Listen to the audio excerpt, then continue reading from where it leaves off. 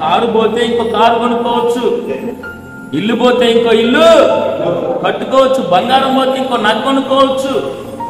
మళ్ళా వాళ్ళు ఇల్లు కట్టుకోవాలంటే 1 సంవత్సరం చాలు వాళ్ళకున్న డబ్బుతో, వాళ్ళకున్న పేరు ప్రఖ్యాలతో, వాళ్ళకున్న సంపాదనతో 1 సంవత్సరంలో మళ్ళా దానిని 2 అభివృద్ధి చేసుకోవచ్చు. స్తోత్రం కలుగును కాదు.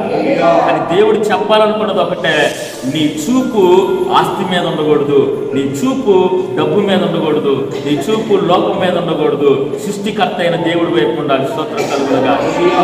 యెహోవా గద్దించు నరుడు, సామెతల గ్రంథం 3వ అధ్యాయం 12వ వచనంలో అంటాడండి, యెహోవా గద్దించు నరుడు ధన్యుడు. ఎంతమంది గద్దించకుండానే 2020 చూడకుండా వెళ్ళిపోయారు. ఇంకా వాళ్ళు చాలా లక్కీయెస్ట్ పీపుల్ అనుకోవచ్చు, వాళ్ళు ఇంకా దేవుడికి చాలా ఇష్టమైన ప్రజలు అనుకోవచ్చు. ఎందుకనంటే 2025 చూడకుండానే మహా గనుల కాలగమనంలో కలిసిపోయారండి. వాళ్ళ ఆస్తి నష్టపోలేదు, కానీ వాళ్ళ కార్లు, బంగళాలు, వాళ్ళ పేరు ప్రఖ్యాతులు అన్నీ అంతే ఉన్నాయి, కానీ వాళ్ళు లేరు. హల్లెలూయా. బిల్డింగ్లు ఉన్నాయా? ఉన్నాయి. కార్లు ఉన్నాయా? ఉన్నాయి. అంతస్తులు ఉన్నాయా? ఉన్నాయి. కానీ వాళ్ళు లేరు.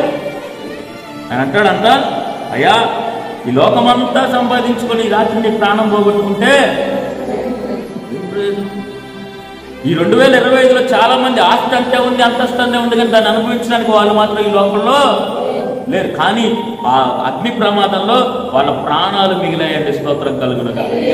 దేవుడు ఎంత ప్రేమిస్తే ఒక చిన్న హెచ్చరిక ఇచ్చి వదిలిపెట్టుంటాడు.